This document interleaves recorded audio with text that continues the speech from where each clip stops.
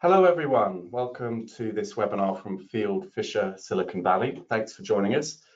Today we're going to be talking about the revolution that's currently taking place in the EU around digital regulation. And our goal today is really to give you a primer on some of the key legislative proposals coming from the EU and what these laws could mean for you. We're not going to be giving a deep dive on the laws and going into a huge amount of detail. There simply would be too much to cover, but don't worry, Fieldfisher is going to be sharing a lot more content in the next few months and year ahead. So make sure that you check out our privacy, security and information law blog in the future and tune into future webinars when we'll be discussing this topic in more depth. But of course, if you do have any questions after today's session, please feel free to get in contact and we'd be happy to answer those questions. We'll also be circulating a copy of the slide deck and of the recording to everyone on the distribution list after broadcast as well. So firstly, some introductions. So my name is Richard Lorne. I'm a senior associate in Fieldfisher Silicon Valley office here in the Bay Area. And I'm joined today by Felicity Fisher, a partner and technology and privacy guru. We're also joined by Andrea Ortega, a fellow senior associate in our team. And today we have James Russell, a trainee solicitor who's tuning in and joining us from our London office as well. So you've undoubtedly seen the headlines. The EU has been very busy and it's introducing a swathe of new laws regulating the digital market. Now, this is all part of the EU's digital agenda, which has a goal of putting the EU at the forefront of technological development with a strong focus on data, technology and infrastructure. But it also has a goal of achieving this while protecting individuals' fundamental rights. Phase one of this digital agenda actually kicked off in the last decade, back in 2010, and that was focused on creating a fair, open and secure digital environment and providing better access to digital goods and services, both for consumers and businesses. So amongst many other things, it saw things like an update to the e-privacy directive and of course introduction of the GDPR, which had and continues to have a huge impact on data protection around the world. We're now in the second phase of the EU's digital agenda, and this is really focused now on creating a secure digital space for services, ensuring that there's a level playing field in digital markets, and in particular regulating the activities of large platforms, and also strengthening Europe's digital sovereignty. And I'll explain a little bit more what I mean by that later. The EU has a very comprehensive action plan to accomplish this pretty lofty goal, and that includes establishing targets, creating investment and funding programs and initiatives, also establishing a cooperative mechanism between the European Commission and individual member states. But of more interest to us, it also includes a very ambitious legislative package of new laws. And these are really aimed to address some of the goals that I mentioned, but also address the rapid rate of technological change. So today we're going to be focusing on a few laws that make up this legislative package, the ones on screen here. The first two laws that we're going to be discussing are the Digital Services Act and the Digital Markets Act, which are two laws that you've probably heard of. They've been making the headlines, and they together form what is called the Digital Services Package. They're also quite well developed and well on their way to becoming law. So they were both approved by the European Parliament earlier this year, and now they're just pending formal adoption by the European Council before the final texts are published in the European Journal. The Digital Services Act, or the DSA, that's the law that's really focused on protecting consumers online and establishing a transparency and accountability framework for online platforms. It includes a whole range of very specific provisions for online platforms, including things like rules around content moderation and restrictions around targeted advertising. The Digital Markets Act, or DMA, That is a slightly different focus. That's all about competition and making sure that the digital sector is fair and more competitive. So it's focused on regulating the activities of larger platforms. Now, the next two laws we're going to talk about are all about strengthening Europe's digital sovereignty. Those are the Digital Governance Act and the Data Act. And these are the two main laws resulting from European strategy for data. So what does that mean in practice? Well, the Data Governance Act, rather, that's the one that's aimed at facilitating data sharing between businesses and also between businesses and government. And the Data Act complements the Data Governance Act by setting out a framework for who can access and create value from that data sharing. And finally, today, we're also going to talk about the proposed AI regulation. And this is actually the first attempt globally, yes, you heard that right, the very first attempt around the world to regulate AI with a specific set of rules. And now this one's a little bit further behind the other laws. It's still in draft form and a proposal at this stage, but it's definitely worth mentioning today. Now, naturally, not all of these laws are going to apply to everyone, and they're not going to apply to everyone equally, but they're sure to have a huge impact on the digital sector in the EU. And so even if they don't apply to you directly, it's well worth being aware of them and knowing how they could impact you indirectly. As I mentioned earlier, we're not intending to cover all of the upcoming changes and new laws and proposals coming out of the EU. These are just the laws we're going to be talking about today. So for instance, we're not going to be talking about the proposed e-privacy regulation, which is the law that's intended to replace the e-privacy directive. We're also not going to be talking about the NIS2 directive, which has been proposed to replace the current NIS1. And we're not going to be talking about other laws like the proposed regulation on the free flow of non-personal data. Suffice it to say, there's a huge amount of new laws and proposed changes for the EU, and there simply isn't enough time today to cover all of them. With that said, I think it's probably time for me to hand over to Andrea, who's going to kick us off by discussing a little bit more about the DSA, which is one of the laws that's been making waves in the press. Over to you, Andrea. Thanks, Richard. Hi, everyone. So the Digital Services Act aims to address the use of the internet for harmful purposes, including the trade and exchange of illegal goods, services, and content online, or the manipulation of algorithmic systems to amplify the spread of disinformation. The term illegal content is at the heart of the DSA, but it's not defined within the DSA. Instead, the DSA refers to other laws, either at the EU or national level. So, for example, terrorist content, child sexual abuse material, or illegal hate speech are defined at the EU level. Similarly to the GDPR, the DSA takes the form of a regulation, which means that the new rules will be applied uniformly throughout the EU.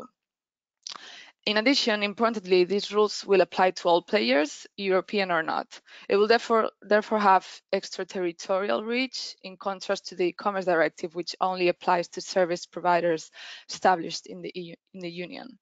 Note that the e-commerce directive is not repealed by the DSA, but amended and complemented. With regards to in-scope providers, the rules primarily concern online intermediaries and platforms that transmit, store, or make available third-party content to EU-based users. So this includes online marketplaces, social media networks, content sharing platforms, app stores, messaging services, network infrastructure services, and also online search engines, among others. The DSA follows the categorization in the e-commerce directive, which covers mere conduit services, caching services, and hosting services. Hosting has been expanded in the DSA to include online platforms and very large online platforms. And it uses a progressive system under which the obligations become more onerous to match role, size, and impact. Very large online platforms and very large search engines are subject to stricter due diligence obligations, and therefore, there are exceptions for platforms that qualify as medium or small. To give you an idea, very large online platforms are those with monthly average users of about 45 million, which is meant to represent 10% of the EU population. To the question of what does it cover, the DSA revamps the principle of limitation of liability for online intermediaries contained in the e-commerce directive, and its core development is a new chapter on standards for transparency and accountability. Among a range of obligations, the DSA will require electronic reporting mechanisms that allow individuals or entities to easily report illegal content, internal complaint handling systems allowing individuals and entities to appeal certain decisions regarding reported content and accounts, traceability of traders on online marketplaces, and also compliance with data transparency and accountability obligations, including specifically on online advertising and algorithms used to recommend content. In addition, the DSA will impose a ban on so-called dark patterns and online advertising activities targeting minors or those based on sensitive personal data. With regards to sanctions, interestingly, the sanction mechanism combines both enforcement at the member state and EU level. At the EU level, the European Commission will have direct enforcement powers and could impose fines of up to 6% of the global turnover, as well as periodic penalty payments for ongoing infringements of up to 5% of the average daily turnover in the preceding financial year. Each member state will specify the penalties in their national laws in line with the requirements set out in the DSA itself. And finally, the DSA was approved, as Richard was mentioning earlier, by the European Parliament on July the 5th, and the Council is expected to adopt it in September. It will be directly applicable across the EU 15 months after it's published in the official journal, or from January 1st, 2024, whichever comes later. So this means that it looks like the earlier it will come into effect is January 1st, 2024. However, as regards to the obligations for very large online platforms and very large search engines, the DSA will apply from an earlier date, 4 months after their designation. Well, I know this is quite a quick overview, and I'm hoping it's helpful to get a sense of whether these developments, so whether it's a development you need to keep track of. I'm passing it on to Richard now, who will address the Digital Markets Act. Thank you. Thanks, Andrea. Back to me. And just to mention at this stage, we do have a slide later on which includes some resources for further reading. So don't worry, there's obviously a huge amount of detail behind these laws, which we don't have time to go into, but obviously you can do more reading on the Commission website and on our blog as well. So we've talked about the DSA. Now let's have a look at the DMA, which is supposedly to complement and be the other side of the coin to the DSA. The Digital Markets Act is aimed at preventing larger platforms from imposing unfair conditions on businesses as well as end users, and ensuring the openness of important digital services. So what it seeks to do is regulate the activities of so-called gatekeepers that provide core platform services. Now, what are these core platform services? Well, there are 10 which are listed under the regulation. So these include things like search engines, video sharing platforms, cloud computing services, advertising services. Suffice it to say, it's quite a broad range of different services, but it doesn't cover absolutely everything. The service has to fall within one of these 10 listed. Now, who's considered a gatekeeper? What are the thresholds? Well, a gatekeeper is considered a large company that plays an important role in connecting business users and end users, and which enjoys an entrenched and durable position in the market.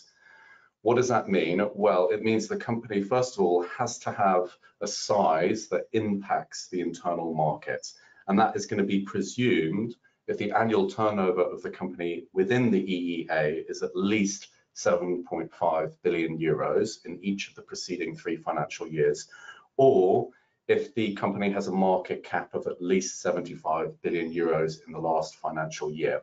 So really, we're talking about very large companies here.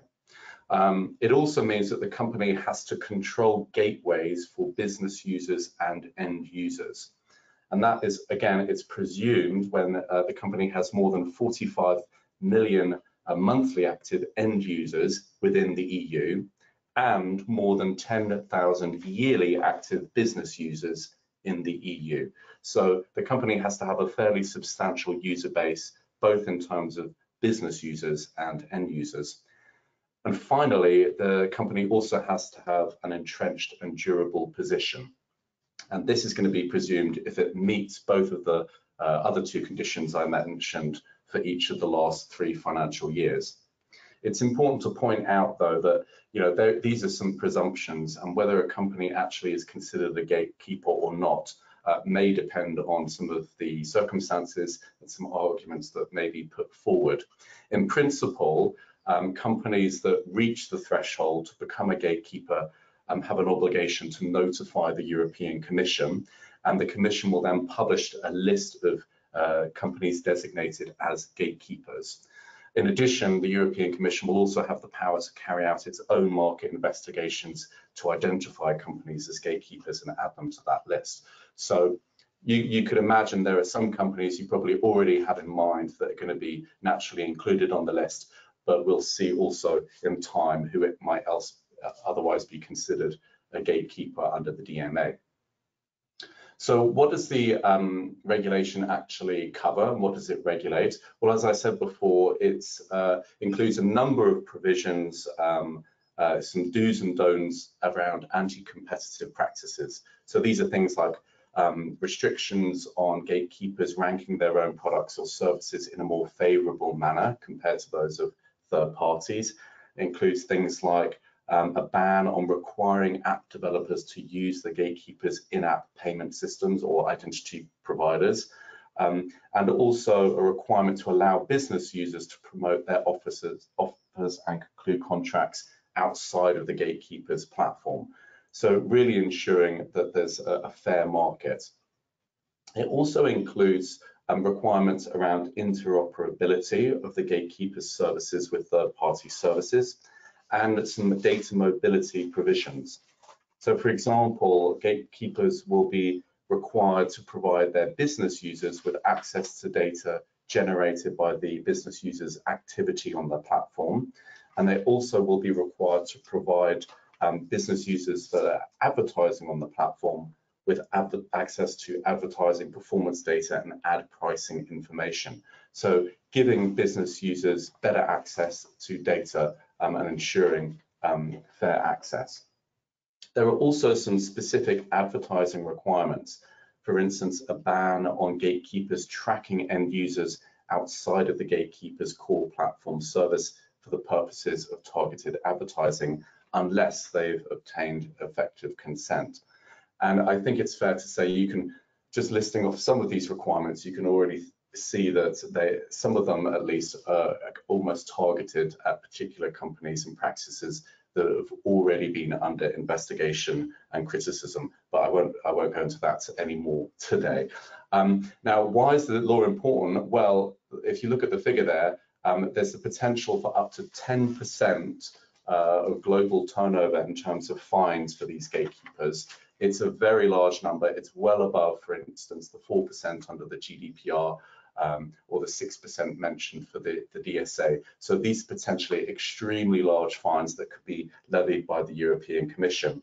And don't forget, the European Commission has previously shown an appetite for regulating large platforms. So this really is a law that potentially has some teeth. When does it apply?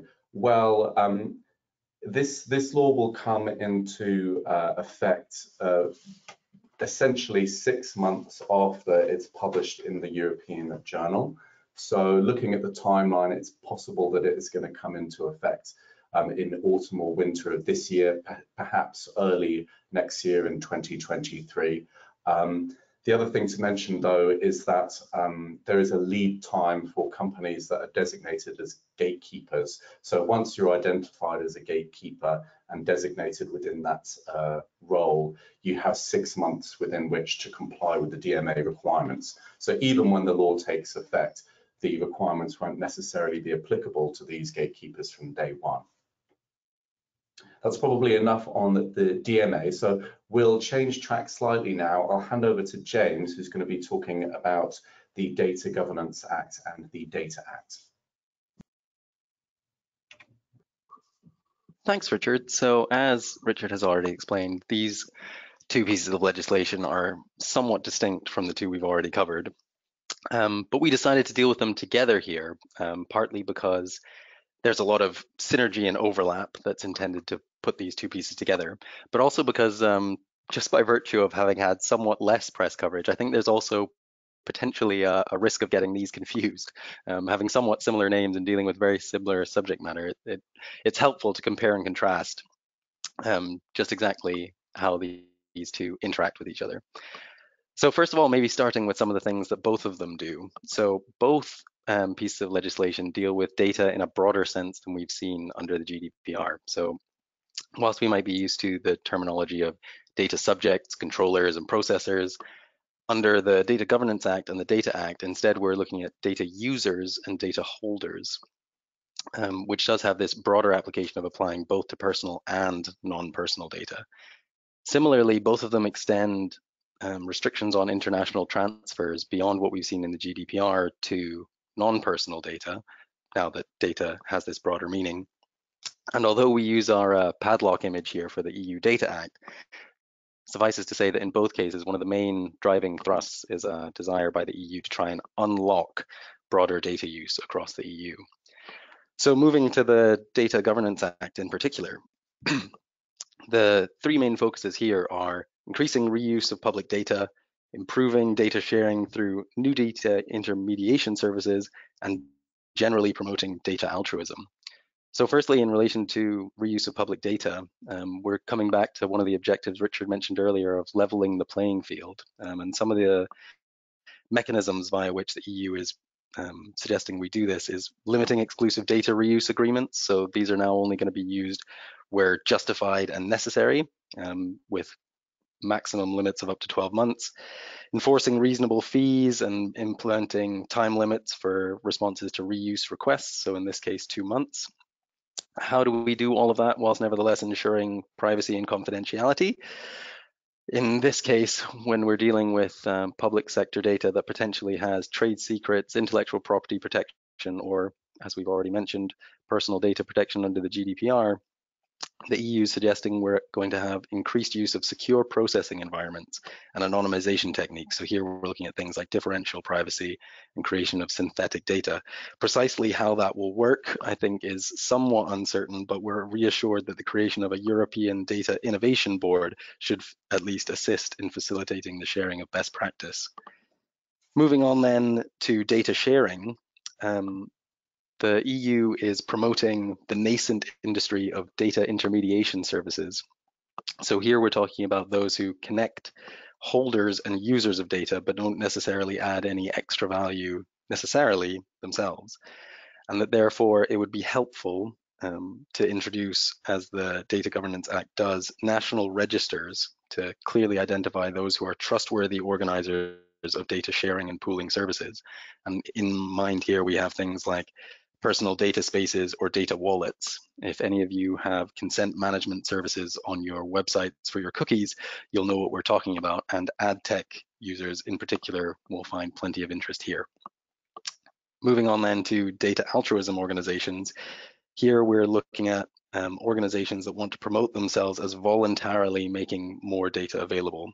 And again, being able to register themselves by complying with a special rule book with transparency and notification obligations to try and foster improved access to data to serve the general interest. And I think here again, we're specifically thinking about scientific research really. Now, by contrast to that, we have the Data Act, which is somewhat broader. So rather than being restricted to these public sector bodies, intermediation services, and altruism organizations, which might be more narrow, we might think, in the Data Act context, we're dealing with data processing services, which is specifically designed to be sector neutral. However, as we've listed up here on the slide, probably has the most impact on sort of three major areas. And these are the Internet of Things, the Internet of Bodies, and the cloud service providers who provide what the Act defines as the related services. So here we're thinking about things like smart watches, smart thermometers, smart fridges, all the dumb objects that you had that are now smart. But we're not thinking about mobile phones and computers. So these are parsed off and specifically excluded under the Act. Now, as Richard has mentioned various times, we're just doing an overview here. I think suffices to say there's quite a lot to parse under the Data Act. There's 11 chapters that cover all sorts of things. And just to pull out some of those themes, in terms of leveling the playing field, like under the Data Governance Act, under Chapter 3, we have provisions about fair, reasonable, and non-discriminatory terms for data sharing agreements. Under Chapter 4, we have a ban on unfair terms for data access when it's imposed on small and medium enterprises. Under Chapter 6, we have a ban on creating obstacles to changing services. So if you want to move all of your photos from your Google Drive to your iCloud, there's an explicit ban on creating obstacles there.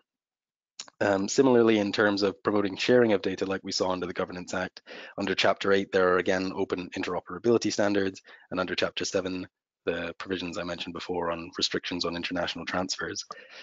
But I think particularly what we wanted to focus on here is the extension of some of the themes that we've already seen under privacy regulations and under the GDPR. So Chapter 2 is probably one of particular focus today. Under Article 3, there's the introduction of a obligation that all data generated by the use of these connected products and services needs to be directly accessible to the user. And where it isn't, or it's not possible to do so under Article 4, we also have a new obligation that the data holder has to make the data available free of charge. So as you might imagine, there's already lots of risk considerations that come to mind there on exposing trade secrets, how that relates to business sensitive data, how that interacts and overlaps with GDPR privacy obligations.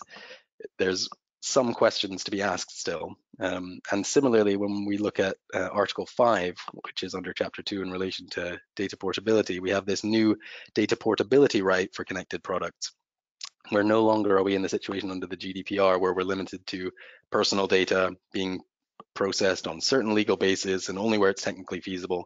Now we seem to have this much broader right for consumers to access and port any data that's generated by the product, both personal and non-personal. So needless to say, the European Data Protection Board and the European Data Protection Supervisor have raised some concerns about this and exactly how primacy between the two provisions is going to work. But it's certainly an extension and a broadening of what we've seen under the GDPR.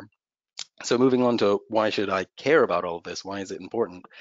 Well, I think it is hopefully clear from the extensiveness of what we've talked about under the Data Act that there's a lot of compliance costs here in addition to some of the risks that I've already identified that'll have to pave their way through into product design, research development, and so on.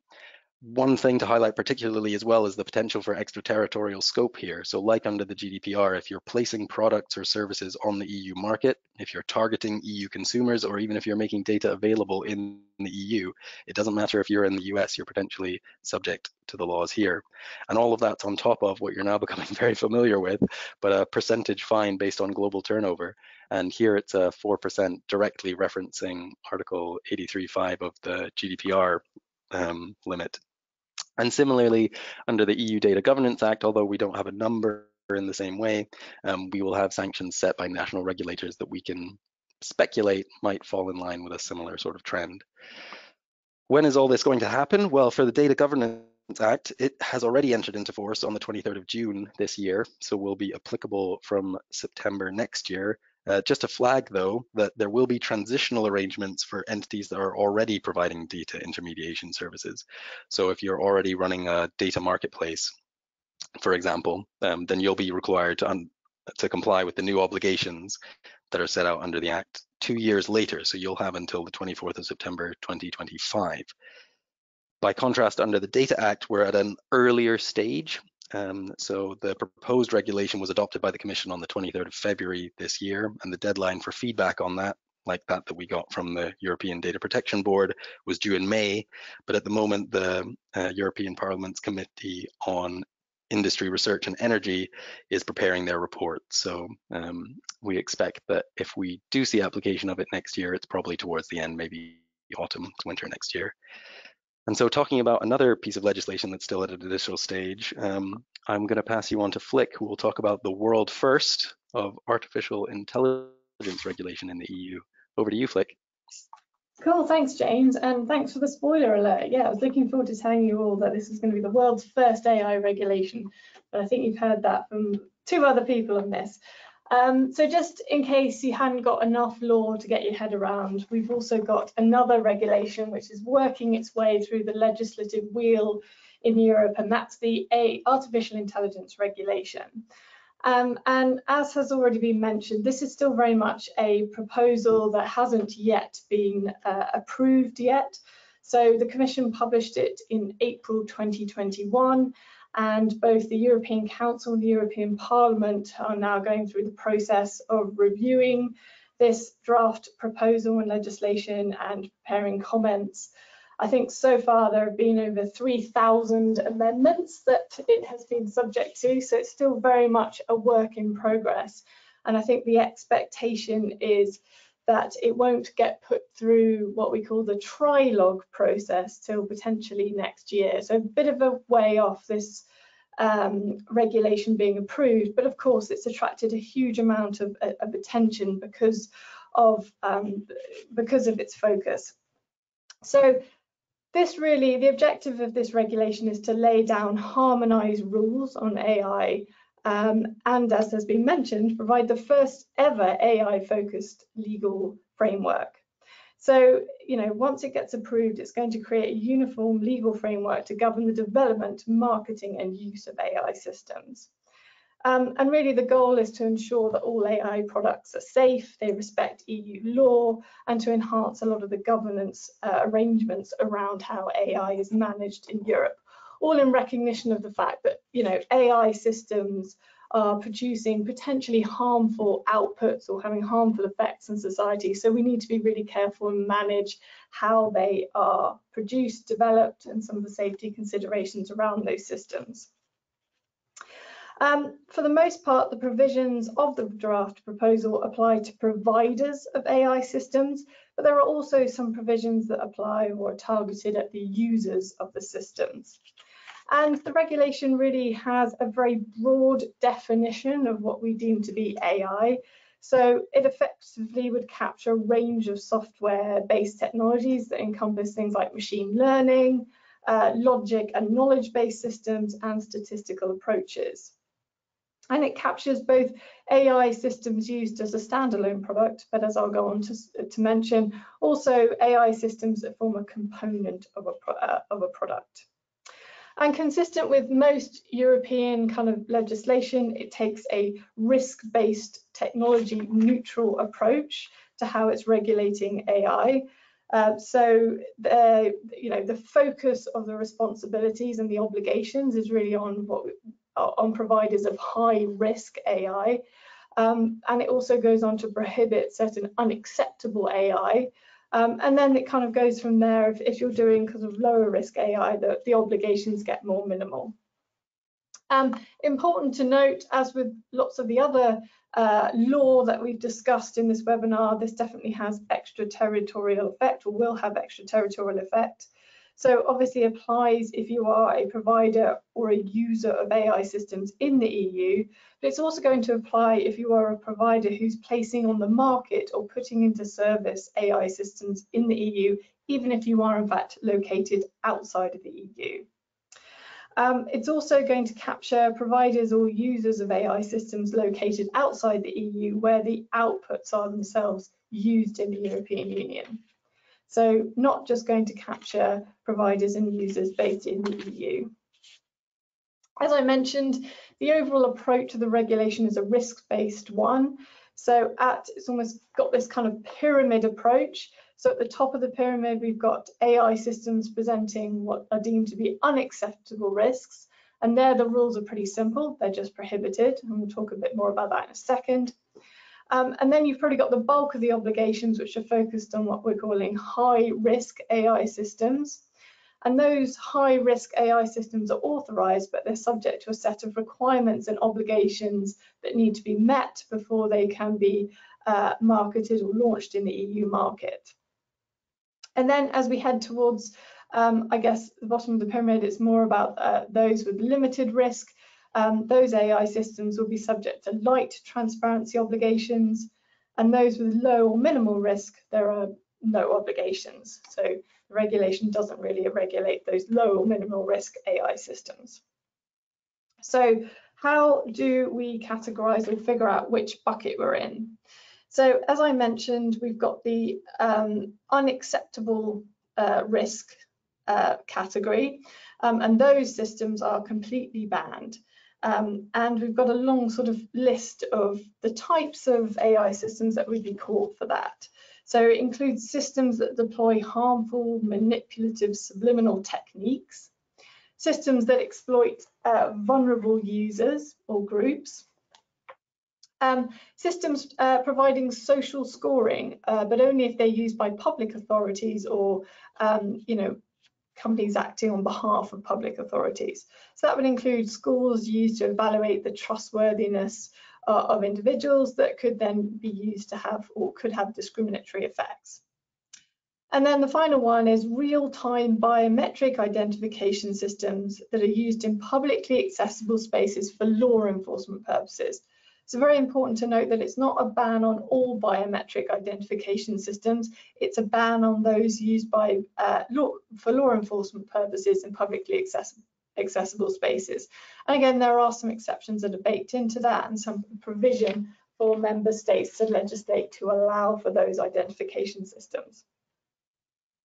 But then moving on to the bigger kind of bucket, which is the high risk AI systems. And this is where the regulation really focuses and centers the provisions. And there are two types of systems we need to think about. Those that are used as a safety component of a product or a product regulated by existing EU health and safety legislation. So think about toys, machinery, medical devices, those types of things. And also then separately, we're looking at systems that are deployed in specific areas, either they're components of specific or standalone products, sorry.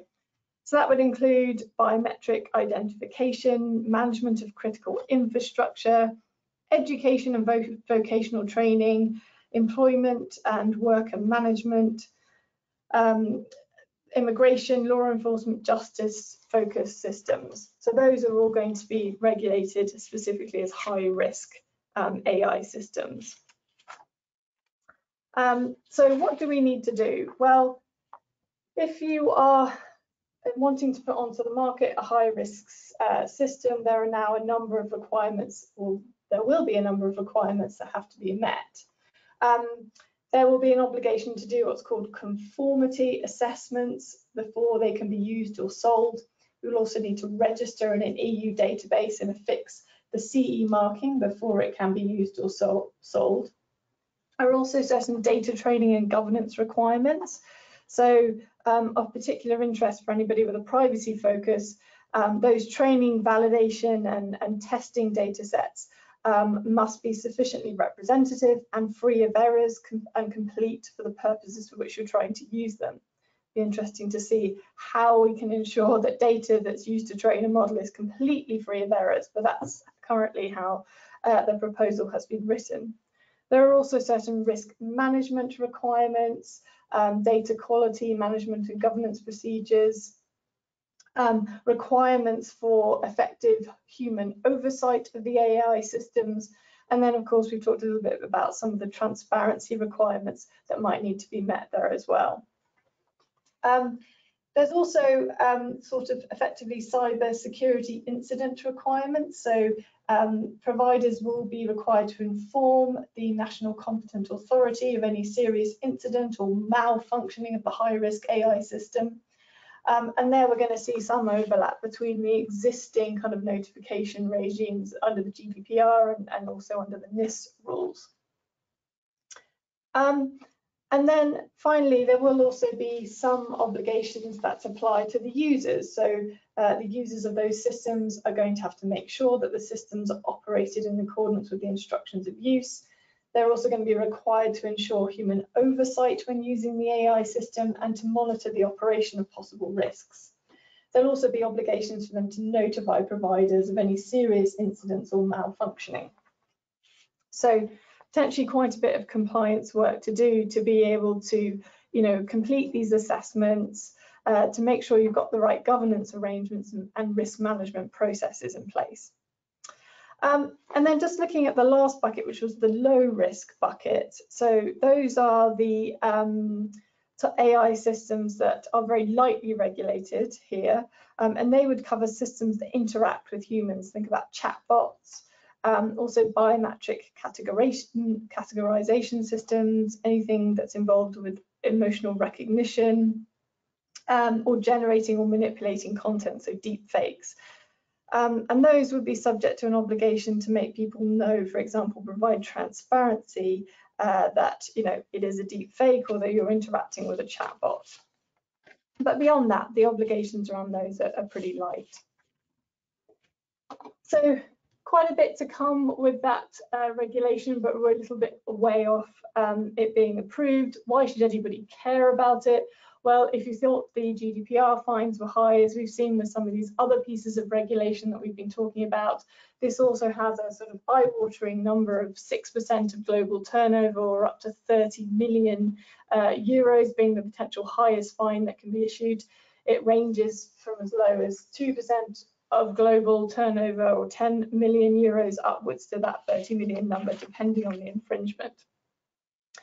Also, the reason why this has been attracting so much attention is, as has been mentioned before, because this is one of the first ever AI-focused legal frameworks. There are many other countries, we think, that are looking to see where this regulation lands, what the final proposal looks like, because it could start to become the gold standard. And much like the GDPR has inspired other privacy regulation around the world, we could see that this regulation does the same as other countries look to also better regulate the use and putting on the market of AI systems. So something to keep an eye out for. So I think that kind of brings us to the end of this session, and thank you to all of my colleagues who have provided excellent overviews of the various pieces of law.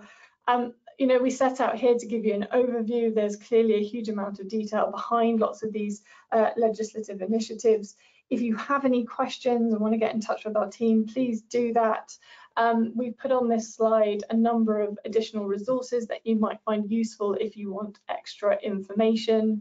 And we also encourage you, as Richard mentioned, to look out for further blogs, webinars that we will invariably be doing in more detail on each of these different sort of digital regulations as we dig into the detail. But I think that brings us neatly to a close here today. Just a final note to let you know, we have another webinar coming up on the 27th of July. That's going to be focused around discussing how you build a GDPR compliant analytics program.